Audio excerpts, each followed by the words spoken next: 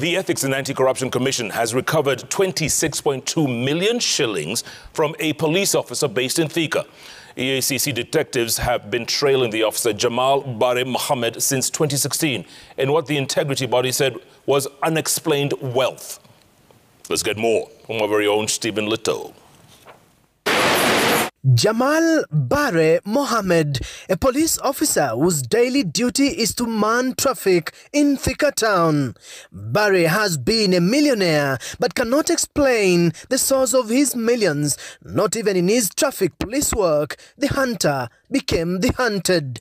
When EACC got to learn of the strange millions in Jamal accounts, detectives opened an investigation file in October 2016. In October 11, 2016, EACC detectives carried out surveillance on Jamal before obtaining warrants to investigate his accounts.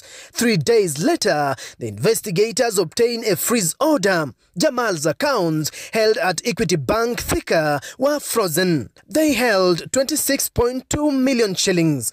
By the time investigations had gained momentum and detectives were tying pieces of information to unearth Jamal's racket, on 19th October 2016, the detectives raided his residence in Thika and retrieved documents that were believed to be transactional in nature. 4 years later, the police officer was still determined to safeguard his millions and have his accounts released. 18th November 2020, Jamal moved to court and sought to have a negotiated settlement on the matter out of court. That was rejected. As the trail of the unexplained wealth continued in 2021, Jamal in July this year made a proposal to surrender the entire amount of 26.2 million shillings, a request that was approved as final settlement. In documents of consent presented to court, the reply was in the affirmative. Quote, the sum of shillings 26.2 million held in Equity Bank account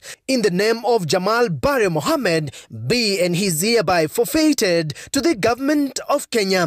The court's further ordered that the 26.2 million shillings held in Equity Bank account in the name of Jamal Bare Mohamed be transferred to the Ethics and Anti-Corruption Commission Asset Recovery account held at the Kenya Commercial Bank Milimani in full and final settlement of the suit.